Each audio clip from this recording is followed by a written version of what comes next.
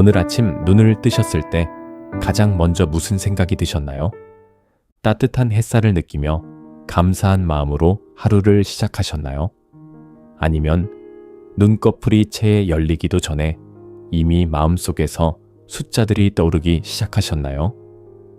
이번 달 카드값, 막아야 할 자동이체, 텅 비어가는 통장 잔고, 그 숫자들이 아직 몸도 일어나지 못한 당신의 가슴을 먼저 짓누르고 있지는 않으셨나요?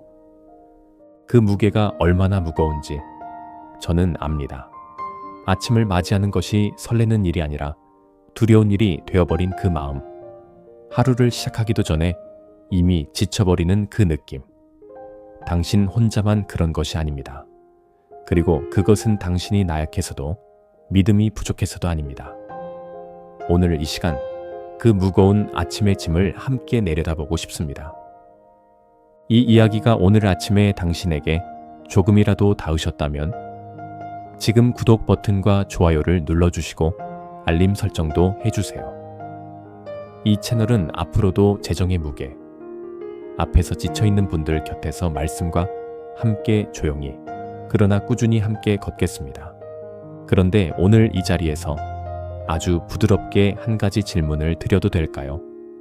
하나님을 믿는다고 고백하시는 분들도 왜 아침마다 이 재정의 두려움 앞에서 이렇게 무너지는 걸까요? 기도도 하고 예배도 드리고 말씀도 읽는데 왜 눈을 뜨는 순간부터 불안이 먼저 밀려오는 걸까요? 혹시 이런 가능성을 한번 생각해 보신 적 있으신가요?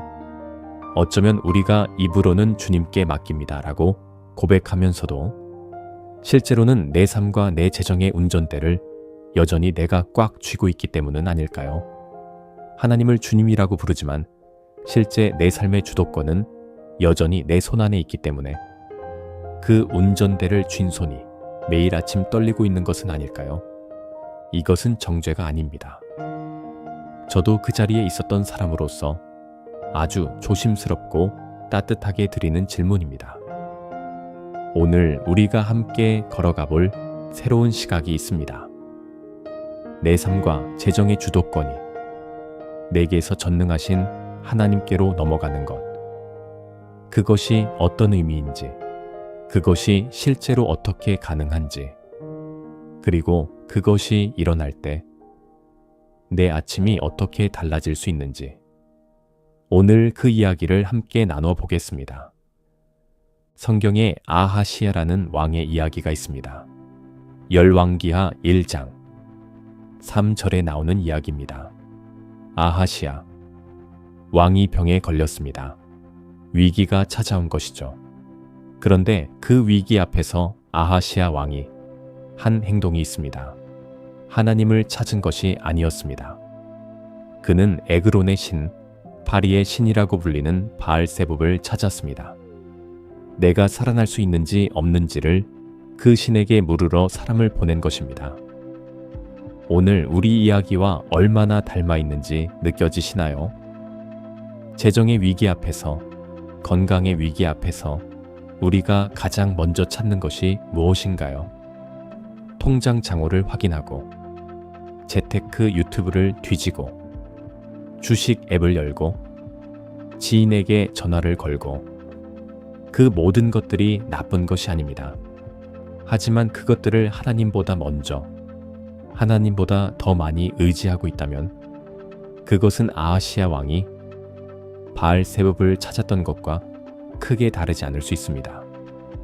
위기 앞에서 하나님보다 돈을, 세상의 방법을, 세상의 전문가를 먼저 찾는 것. 그것이 바로 오늘날의 바알 신앙, 물질주의요, 성공주의일 수 있습니다. 그런데 또 이런 생각도 드실 수 있습니다. 나는 하나님을 믿어요. 그런데 왜 이렇게 자꾸 불안한 걸까요? 여기서 한 가지 더 솔직하게 들여다볼 필요가 있습니다. 마트에 가면 카트에 앉아있는 어린아이를 보게 됩니다. 부모님이 카트를 밀며 다니는데 아이가 원하는 방향으로 가지 않으면 어떻게 하나요? 소리를 지르고 울고 떼를 씁니다. 운전은 부모님께 맡겨두고 실제로는 자기가 원하는 방향으로 가기를 요구하는 것이죠. 우리도 종종 이 아이와 같지 않으신가요? 주님, 제 삶을 맡깁니다 라고 고백하면서도 실제로는 내가 원하는 방향으로 일이 풀리지 않으면 불안해하고 원망하고 다시 운전대를 빼앗아 쥐려고 합니다. 그리고 참 흥미로운 것이 있습니다. 우리는 일상에서 전문가를 참 잘 활용합니다. 차를 세차할 때는 세차 전문가에게 맡기고 아무 말도 하지 않습니다. 아이를 학원에 보낼 때는 선생님을 믿고 맡깁니다. 몸이 아프면 의사에게 맡기고 처방을 따릅니다. 그런데 왜 유독 내 삶의 가장 중요한 문제들, 재정, 관계, 건강, 자녀 문제 앞에서는 하나님께 온전히 맡기지 못하는 걸까요? 일상의 작은 일에는 전문가를 잘도 신뢰하면서 인생의 가장 무거운 짐 앞에서는 그 최고의 전문가를 신뢰하지 못하고 있는 것은 아닐까요?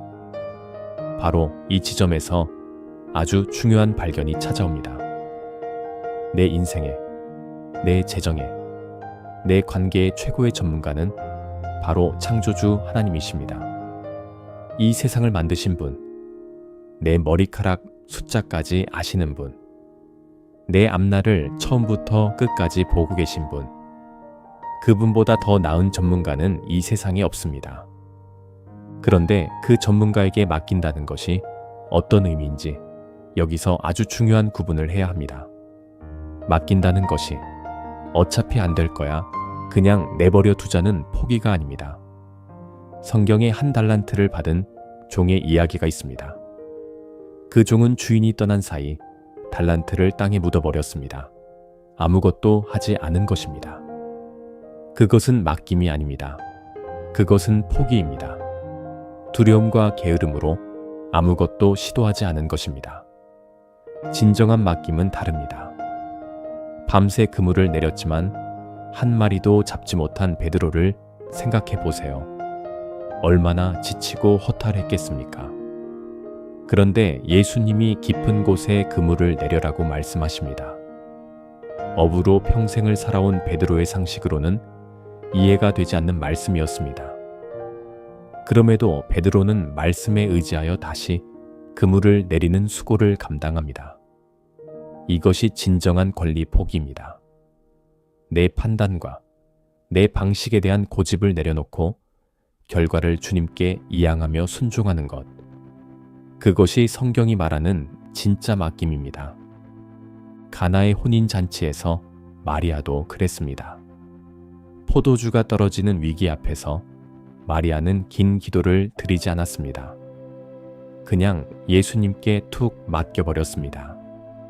포도주가 없다는 한마디였습니다. 그리고 일꾼들에게 말합니다. 그가 시키는 대로 하라. 결과를 전문가이신 예수님께 완전히 넘긴 것입니다. 하지만 이 맡김의 과정이 결코 쉽지만은 않습니다. 그것을 솔직하게 말씀드리고 싶습니다. 짐을 땅에 내려놓았다고 해서 아직 손에 꽉 쥐고 있다면 그 짐은 여전히 무겁습니다. 우리는 종종 입으로는 주님께 맡깁니다 라고 고백하면서도 마음은 여전히 그 걱정을 손에 꽉 쥔 채 놓지 못합니다. 눈을 감고 기도를 드리지만 기도가 끝나자마자 다시 통장 앱을 열고 다시 계산을 하고 다시 불안이 밀려옵니다. 그 연약함을 인정하셔도 됩니다. 그것이 우리의 진짜 모습입니다. 하지만 그렇기 때문에 평안이 찾아올 때까지 기도로 계속해서 나아가는 수고가 필요합니다. 십자가는 즐거운 교환소입니다. 우리의 불안과 염려와 두려움이라는 무거운 짐을 십자가 앞에 가져가면 하나님은 그것을 평안과 희망으로 바꾸어 주십니다. 그런데 그 교환이 일어나려면 우리가 그 짐을 십자가 앞에 가져가는 행동을 해야 합니다. 빌립보서 4장 6절과 7절 말씀처럼 아무것도 염려하지 말고 기도와 간구로 감사함으로 하나님께 아뢰을 때 모든 지각에 뛰어난 하나님의 평강이 우리 마음과 생각을 지키십니다.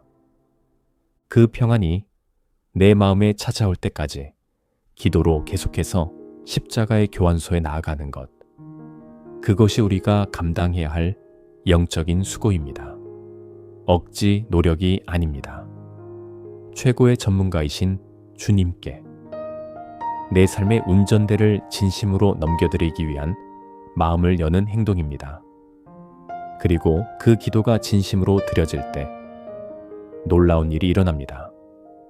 통장 잔고의 숫자가 당장 바뀌지 않았더라도 내 마음 안에 분명하고 확실한 변화가 찾아옵니다. 그것이 바로 평안입니다. 상황이 해결되었기 때문에 오는 평안이 아닙니다. 최고의 전문가이신 하나님께 내 재정의 주도권을 진심으로 이양했기 때문에 오는 평안입니다. 내가 더 이상 혼자 그 운전대를 쥐지 않아도 된다는 안도감입니다. 그 평안이 찾아올 때 우리는 비로소 새로운 아침의 일상으로 돌아올 수 있습니다. 여전히 카드값은 있고 여전히 통장 잔고는 같은 숫자일 수 있습니다. 하지만 그것을 바라보는 내 마음의 눈이 달라져 있습니다. 두려움으로 그 숫자를 바라보는 것이 아니라 이 모든 것의 최고의 전문가이신 주님이 함께 계신다는 확신을 품고 그 숫자를 바라보게 됩니다. 그렇다면 내일 아침 눈을 뜰 때 무엇을 가장 먼저 하시겠습니까? 오늘 저는 한 가지를 제안드리고 싶습니다. 내일 아침 눈을 뜨자마자 통장 앱을 열기 전에 이 선포를 먼저 해보시는 건 어떨까요?